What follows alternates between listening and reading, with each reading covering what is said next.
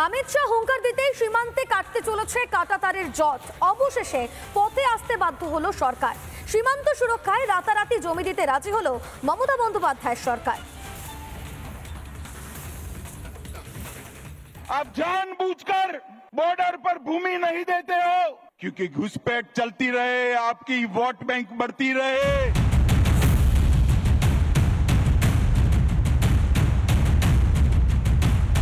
অবৈধ বাংলাদেশি অনুপ্রবেশকারীদের ভিড় জমছে বাংলায়। আমাদের পেটের ভাত থেকে রুটি রুজি সবেতেই ভাগ বসাচ্ছে এই অনুপ্রবেশকারীরা।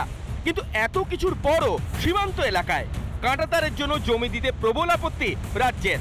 অবশেষে হুঁশ ফিরল রাজ্যের। সীমান্ত সুরক্ষা জোরদার করতে রবিবার রাজ্য প্রশাসনের শীর্ষ কর্তাদের সঙ্গে বৈঠক করেন কেন্দ্রীয় স্বরাষ্ট্র সচিব গোবিন্দ মোহন। সীমান্তে কাঁটাতার দেওয়া প্রসঙ্গে কেন্দ্র ও রাজ্য আধিকারিকদের সঙ্গে আলোচনা হয়। এরপরই সীমান্ত সুরক্ষায় বিএসএফ এর হাতে 1412 একর জমি হস্তান্তরের ছাড়পত্র দেয় মমতার মন্ত্রিসভা। এর আগে কেন্দ্র যখন বিএসএফ এর এখতিয়ার বৃদ্ধি করতে চেয়েছিল তখন রাজ্য সরকারের আপত্তির শেষ ছিল না। এমনকি বিধানসভায় বিএসএফ এর এখতিয়ার বৃদ্ধির বিরোধিতায় প্রস্তাবও পাশ করিয়ে নেয় রাজ্য সরকার।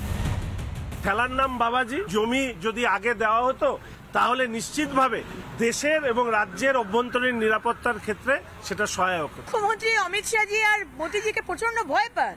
এতদিন ধরে কানে কিলিয়ে কিলিয়ে আমরা বলেছি জমি দিন, প্রায় 400 কিলোমিটার ফেন্সিং হয়নি, খালি পড়ে রয়েছে। তো অমিত শাহজির ভয়ে যে উনি জমিটা কিছুটা দিতে শুরু করেছেন।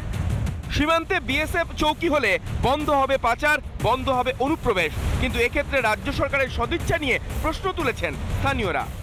যে জাতীয় সুরক্ষার স্বার্থে, দেশের স্বার্থে, রাষ্ট্রের স্বার্থে আমরা কেন্দ্র সরকারের সঙ্গে আছি, যাতে এখানকার অনুপ্রবেশকারী বন্ধ হয়, যাতে এখানকার ভারতের সম্পদ লুট না করা হয়, যাতে পশ্চিমবঙ্গ থ্রো সারা ভারতবর্ষের ডেমোগ্রাফি চেঞ্জ না হয়। তার জন্য এলাকাবাসী বারবার অনুরোধ করছে যে আমাদের টাকা চলে এসেছে, কিন্তু রাজ্য সরকার কোনো রকম সহযোগিতা করছে না।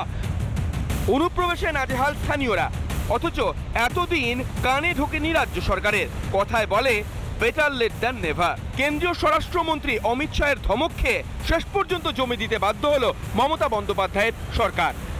রিপাবলিক বাংলা। নানা ধরনের কন্টেন্ট দেখার জন্য লাইক করুন, শেয়ার করুন আমাদের ফেসবুক পেজ, সাবস্ক্রাইব করুন আমাদের ইউটিউব চ্যানেল। পাশাপাশি অন্যান্য ব্রেকিং নিউজের জন্য অবশ্যই চোখ রাখুন রিপাবলিক বাংলায়।